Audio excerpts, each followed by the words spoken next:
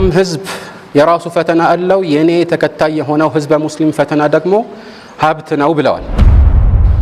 ማንኛውም ነፍስ አላህ Subhanahu Wa Ta'ala የወሰነላትን ሪዝቅ እና የጊዜ ገደብ ሳታሟላ በፊት እንደማትሞት ወይም ወደ አኺራ እንደማትሄድ ነግሮኛል አሉ። አንዳችሁ በሚገባው ልክ በአላህ ላይ ብትመኩ ኖሮ ልክ አዋፍን እንደሚረዝቀው ወይም ሲሳይ እንደሚሰጠው ይሰጣችሁ ነበር። ከዱንያ ምንም ያህል ድርሻህን አትርሳ። ከዱንያ ነው አትርሱ የተባልነው እንጂ አኺራውን እኮ አትርሱ አልተባልንም። የአኺራ ጉዳይ መታወስ ራሱ አያስፈልገውም። ሁሌም ጭንቃችን ትልማችን ጠዋት ማታ ሊያስጨንቀን የሚገባው ያ ዘላለማዊ ህይወት ነው።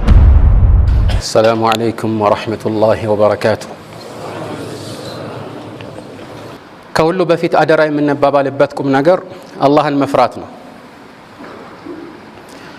አላህ Subhanahu Wa Ta'ala ከኛ በፊት የነበሩትን ህዝቦችን እኛንም ጭምር አንድ ላይ አደራ ያለበት ትልቅ ቁም ነገር ነው። በመቀጠል በዚህ በመጨረሻው ዘመን ሰዎች ከሚፈተኑባቸው ጉዳዮች መካከል አንዱ ገንዘብ ወይም ንብረት ነው። ሰዎች ይህንን ንብረት ለማካበት ብለው ብዙ ይለፋሉ። መልእክተኛችን አለይሂ ሰላቱ ወሰላም እንደተናገሩት ሁሉም ህዝብ የራሱ ፈተና አለው የኔ ተከታይ የሆነው ህዝበ ሙስሊም ፈተና ደግሞ ሀብት ነው ብለዋል። በሌላ ሐዲስ ላይ ደግሞ ኢያኩም ወሹህ فإن الشح أهلك من كان قبلكم ስግብግብነትን አደራ ተጠንቀቁ።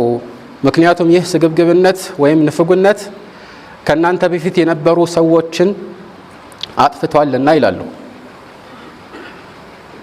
حملهم على أن يسفكوا دماءهم ويستحلوا محارمهم አንዱ የሌላውን ደም እንዲያፈስና አላህ የከለከለውን ድንበር እንዲተላለፉ ምክንያት ሆኗልና።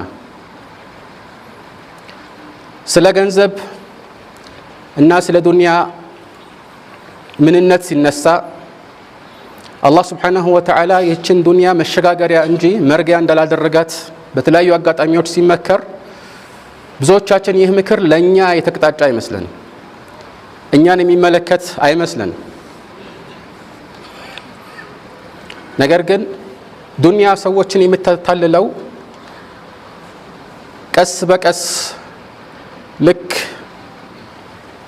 ወንዝ እያሳሳቀ እንደሚወስደው ሰዎችንም በዚያ ውስጥ ሰርገው እንዲገቡና እንዲሰምጡ እያታለለች ትወስዳለች። ዱንያን ማካበት አይከለከልም። አላህ Subhanahu Wa Ta'ala ይህች ዱንያን ሙሉ ለሙሉ እርም አላደረጋትም። ነገር ግን አንድ ሰው ይህች ዱንያ መሸጋገሪያ መሆኗን ካወቀ ለዚህ ዱንያ ብሎ አላህ የከለከለውን ነገር በፍጹም አይዳፈርም። ምንም አይነት ጥበትና ጭንቀት ውስጥ ቢሆን የአላህን ህግ ሁሌም ለማክበር ጥረት ያደርጋል። የሙስሊም አንዱ መገለጫ ይሄ ነው። አላህ Subhanahu Wa Ta'ala እኛ ከመወለዳችን በፊት አስቀድሞ የእያንዳንዳችንን ሪዝቅ ስፋትና ጥበት ጽፏል። በሐላል መንገድ መምጣቱ የማይቀረውን ሪዝቅ በሐራም ለማግኘት መኳተን ወንጀልን እንጂ ሌላን አያተርፍም። ለዚህ ነው ከመልእክተኛችን አለይሂ ሰላቱ ወሰላም ከተለያዩ ሰሃቦች እንደተላለፈልን ኢዕለሙ أنه لن تموت نفس حتى تستكمل رزقها وأجلها إلى أو قال إن روح القدس قد نفث في روعي أن النفس لن تموت حتى تستكمل رزقها وأجلها. جبريل عليه السلام لني وحي وردول لنيال نقرون يالالو ما أن يوم نفس الله سبحانه وتعالى يوسن اللاتن رزق እና የጊዜ ገደብ ሳታሟላ በፊት እንደማትሞት ወይም ወደ አኺራ እንደማትሄድ ነግሮኛል አሉ። በመቀጠል ምናሉ ፈተቁላህ ወአጅሚሉ ፊ الطلب አላህን ፍሩና የሪዝቅ ወይም የሲሳይ አፈላለጋችሁን አስተካክሉ አሳምሩ አሉ። ولا يحملن احدكم استبطاء الرزق على ان يطلبه بمعاصي الله فانما عند الله لا ينال الا بطاعته او كما قال አንዳችሁ ሪዝቅ ቆየብኝ ብሎ ማሰቡ ከሐላል ውጭ በሐራም እንዲፈልገው እንዳያደርገው አሉ። ለምን አላህ ዘንድ ያለው እሱን በመታዘዝ እንጂ የእሱን ትእዛዝ በመጣስ የሚገኝ አይደለምና። ዛሬ ባለንበት ተጨባጭ ብዙዎች ዘንድ የኑሮ ውድነት፣ የዋጋ ግሽበት ትልቅ የመነጋገሪያ ርዕስ ሆኗል። ብዙዎቻችን እየተጨነቅንበት እንገኛለን። ይህ ከሁሉ በፊት እኛ ከምናስባቸው ዱንያዊ ቁሳዊ ምክንያቶች ባሻገር አላህ የወሰነውና አስቀድሞ የቀደረው መሆኑን ማወቃችን ግዴታ ነው። ዋጋን ከፍና ዝቅ የሚያደርገው በእውነት አላህ ብቻ ነው። جاء في السنن من حديث أنس رضي الله تعالى عنه أنه قال غلى السعر على عهد رسول الله صلى الله عليه وعلى آله وسلم فقالوا يا رسول الله سعر لنا فقال إن الله هو المسعر القابض الباسط الرازق وإني لأرجو الله أن ألقاه وليس أحد منكم يطلبني بمظلمة في دم ولا مال. በመልእክተኛው ዓለይሂ ሰላቱ ወሰላም ዘመን ዋጋ ተወደደ፣ ኑሮ በጣም ከበደ ማለት ነው። በዚህ ጊዜ መልእክተኛው ዓለይሂ ሰላቱ ወሰላም ጋር ሰሓቦች መጡና ሰዒር ለና አሏቸው። ማለት የዋጋ ገደብ አድርግልን ማለት ነው። ነጋዴዎች ከተገቢው በላይ ከፍ ያለ ዋጋ ጨምረው እንዳይሸጡ፣ በከፍተኛ ዋጋ እንዳይሸጡ ገደብ አድርግልን አሉ። መልእክተኛው ዓለይሂ ሰላቱ ወሰላም ምን አሉ? የዋጋን ገደብ የሚያስቀምጠው ለሰዎች ሲሳይን የሚዘረጋው ወይም ደግሞ የሚነፍገው የሚሰጠውም አላህ ብቻ ነው አሉ። እኔ ደግሞ አንዳችሁንም በሆነ ባላሰብኩት ምክንያት ቢሆንም በድዬ ወደ አላህ መሄድ አልፈልግም፣ በገንዘብም ይሁን በደም ጉዳይ ላይ አንዳችሁንም በደል አልፈልግም አሉ። ይህ ማለት በብዙዎቹ ዑለማዎች ዘንድ እንደተብራራው አንድ ሰው እንዲሁ ከተለመደው ዋጋ በላይ የፈለገውን ነገር ወይም የፈለገውን ያህል ጨምሮ መሸጥ ይችላል ማለት አይደለም። አሁን መሰረታዊ በሆነ መልኩ በሸሪዓ የተቀመጠ ገደብ የለም። ነገር ግን በተቻለ አቅም ለሰዎች ማዘን ተገቢ ነው። ይህ ውስን ግብይት በሸሪዓ የማይፋረስ ቢሆን እንኳን ምናልባት ለሰው ባለማዘኑ በአላህ ዘንድ የሚወቀስበት ሁኔታ ሊኖር ይችላል። ለዚህ ነው በሌላ ሐዲስ ላይ መልእክተኛው ዓለይሂ ሰላቱ ወሰላም ከማ عند البخاري وغيره من حديث أبي هريرة አንድ ሰው ሲሸጥ ወይም ደግሞ ሲገዛ ወይም ደግሞ እዳውን ሲቀበል በተረጋጋና በገራ መልኩ ከሆነ አላህ ይዘንለት ብሏል። رحم الله امرأ سمحا إذا باع وإذا اشترى وإذا اقتضى መልእክተኛው ዓለይሂ ሰላቱ ወሰላም ለእንደዚህ አይነት ሰው ዱዓ ያደርጋሉ። ትንሽን ትርፍ ለማግኘት ብሎ ሰዎችን መጉዳት ተገቢ አይደለም። አብዛኛውን ጊዜ በንግድ ላይ የተሰማራው ማህበረሰብ ምንም አይነት የዋጋ ንረት ቢኖር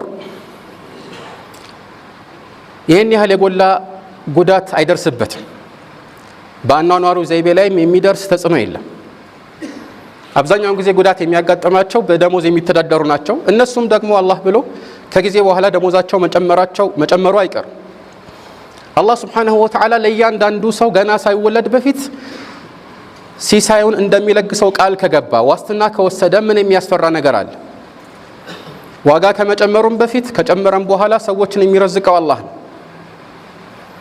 ይህን የሚያሳይ ምሳሌ ካስፈለገ ብዙዎቻችን በልመና የሚተዳደሩ ወንድሞችና እህቶች ሲያጋጥሙን ምናልባት የዛሬ 15 ዓመት ወይም 10 ዓመት የምንሰጠው 1 ብር ሊሆን ይችላል።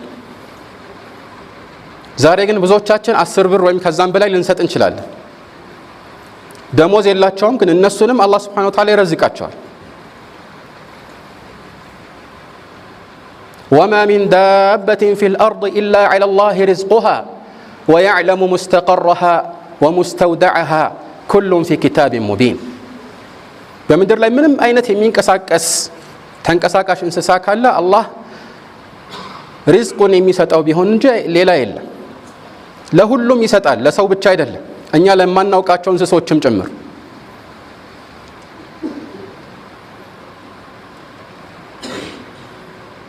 ከዚህ አንፃር በእንዲህ አይነት ጊዜ ሰዎች እርስ በርስ የሚያወሩት ሁሉ በዚህ ዙሪያ የሚንዣበብ ከመሆን አልፎ በጣም መጨናነቃቸው ተገቢ እንዳልሆነ እንረዳለን።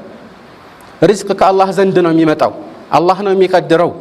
ወፊ ሰማኢ ሪዝቁኩም ወማ ትወዐዱን።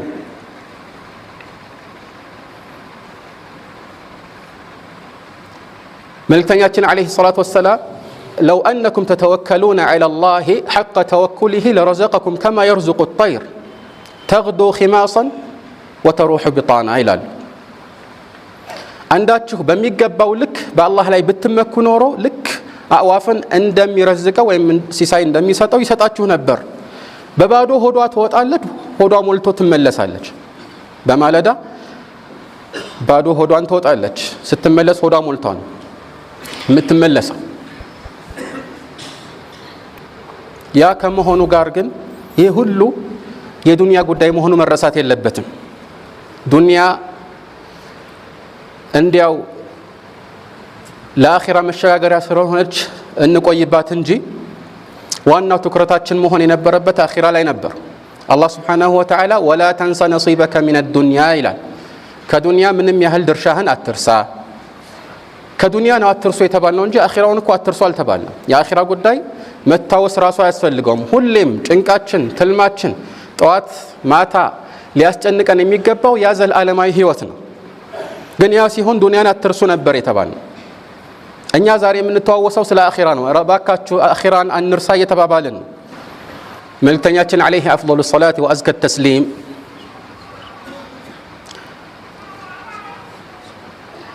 አንድ ሰው በገንዘብ ፍላጎት ብቻ ምን ያህል ዲኑን ሊያጣ እንደሚችል ሲገልጹልን አንድ ግሩም የሆነ ምሳሌን ያስቀምጣሉ። ففي السنن من حديث كعب بن مالك أن النبي صلى الله عليه وعلى آله وسلم قال ما ذئبان جائعان أرسلا في غنم بأفسد لها من حرص المرء على المال والشرف لدينه ላሉ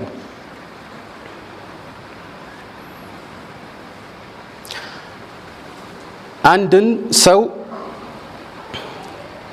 ዲኑን በጣም በአደገኛ ሁኔታ ሊያጣ የሚችልበትን ምሳሌ ሲገልጹልን ሁለት በጣም የተራቡ ተኩላዎች በበግ መንጋ ላይ ቢለቀቁ የሚያደርሱት ጥፋት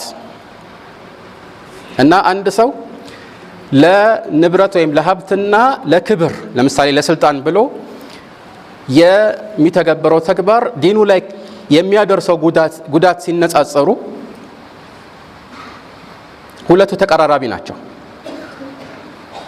ስለዚህ ተኩላዎቹ በጎቹ ላይ በዚህ መልኩ የሚያደርሱት ጉዳት አንድ ሰው ለሀብትና ለስልጣን ያለው ጥማት በዲኑ ላይ ከሚያደርሰው ጉዳት ብዙ የተለየ አይደለም እያሉ ነው።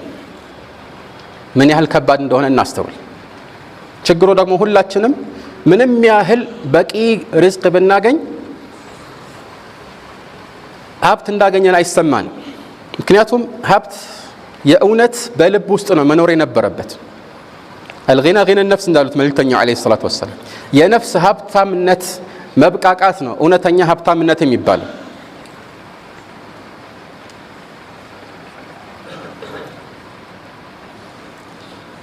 ስለዚህ የሰው ልጅ ይህ የማይጠግብ ስሜት በልቡ ማደሩ ተፈጥሯዊ ስሜቱ ሊሆን ይችላል። ለው አነ ሊብኒ አደመ ዋዲየን ሚን ዘሀብን ለተመና አን የኩነ ለሁ አኸር። ሌላ ዘገባ ላይ ለው አነ ሊብኒ አደመ ዋዲየይን ሚን ዘሀብን ለተመና አን የኩነ ለሁ ሳሊስ ወለን የምለአ ፋሁ ኢላ ቱራብ ወየቱቡ ላሁ ዐላ መን ታብ ይላሉ ዓለይሂ አፍዶሉ ሰላቱ ወአዝከ ተስሊም። አንድ ሰው በወርቅ የተሞላ ሸለቆ ሀብት ቢኖረው ሌላ ሁለተኛ እንዲኖረው ይመኝ ነበር። ሁለትም ቢኖረው ሶስተኛ እንዲኖረው ይመኝ ነበር። እድሜ በጨመረ ቁጥር ለሀብት ያለን ጉጉትም እየጨመረ ይሄዳል። ግን ይህንን ተፈጥሯዊ ስሜት የሚያግትልን አኺራን ማስታወስ ነው። ዱንያ መሸጋገሪያ እንጂ ሌላ እንዳልሆነች ሁሌም መተዋወስ ነው። አሁን ሁሉም ሰው በዱንያ ላይ ተመችቶት ላይሆን ይችላል። ነገር ግን የተመቸው ቢያንስ ይህንን ማስታወስ አለበት። ያልተመቸው ደግሞ ሰብር ማድረግ አለበት። አንድ ሰው አላህ መልካም ሀብትንና የዱንያ ድሎትን ስለሰጠው በማመስገኑ የተነሳ ትልቅ ደረጃን ይጎናጸፋል። ይህም በማጣቱ ደግሞ ትዕግስት በማድረጉ የተነሳ እንደዚሁ ትልቅ ደረጃን ይጎናጸፋል። ዱንያ ፈተና እንጂ ሌላ አይደለችምና ይህች መሸጋገሪያ ዓለም ለጥቂት ጊዜ የምንኖርባት ነች። ለዚህ ነው መልእክተኛው ዓለይሂ ሰላቱ ወሰላም ማሊ ወሊድ ዱንያ አሉ። እኔና ዱንያ ምን አገናኘን አሉ።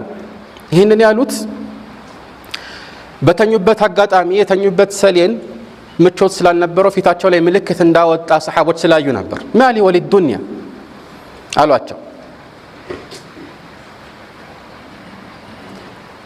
ማ አነ ፊ ዱንያ ኢላ ከመተሊ ረጁሊን እስተዘለ ተሕተ ሸጀራ ثم راح وتركها አሉ። የኔ ምሳሌ በዱንያ ላይ አንድ ዛፍ ስር ለጊዜው ለማረፍ ብቻ እንደተጠለለ ሰው ነው። ከዛ እረፍት ካደረገ በኋላ ወዲያው ጥሏት ይሄዳል። የዱንያ ምሳሌ እንዲህ ነው አሉ። ይህንን በተግባር ከተገነዘብንና አላህ ስብሓነሁ ወተዓላ ባለን እንድንብቃቃ ዱንያም ከጨመረልን ደግሞ ለኸይር እንድናውለው እንዲያደርግን ከለመነው ስኬታማ እንሆናለን። እውነተኛ ስኬት ማለት በዚች በዱንያ ላይ የሚያሳልፈውን ህይወት ኸይር በመስራት የሚያሳልፍ ሰው ስኬት ነው። ብዙዎቻችን በዚህ በዱንያ ላይ ኖረን እናልፋለን። ይህ ነው የሚባል አሻራ ሳናሳርፍ እንደ ማንኛውም የምድር ሸክም ሆነን እናልፋለን። ሙስሊም ግን እንደዛ መሆን የለበትም። ሙስሊም በዚች ምድር ላይ ጥሩ ነገር ሰርቶ መልካም አሻራን አሳርፎ ነው ማለፍ ያለበት። ምክንያቱም ይህንን ካደረገ ለምሳሌ በመስጂድ ግንባታ ላይ ከተሳተፈ በእውቀቱ የጠመሙትን ካቃና ያላወቀቱን ካስተማረ በእያንዳንዱ በተሰማራበት መስክ ሁሉ መልካም አስተዋጽኦን ካበረከተ ይህ ምንዳው በራሱ ላይ ብቻ የሚያጥር አይሆንምና ከሞተም በኋላ ትውልዶች በተተካኩ ቁጥር ምንዳው የተጻፈለት ይሄዳል።